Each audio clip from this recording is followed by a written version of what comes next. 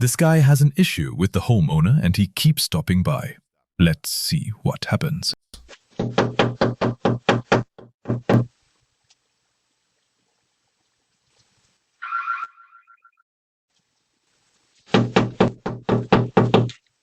Kill you, bitch.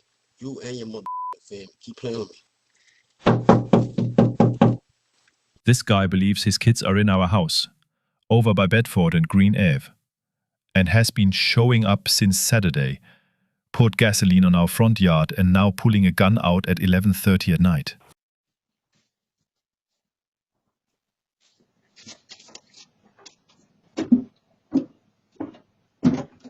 So this lady stops by and just walks inside this homeowner's house while they're sleeping. Looks like they forgot to lock the door. The homeowner said she stood over their bed, took a picture of them and walked out. What do you think about these girls' actions? Let me know in the comments.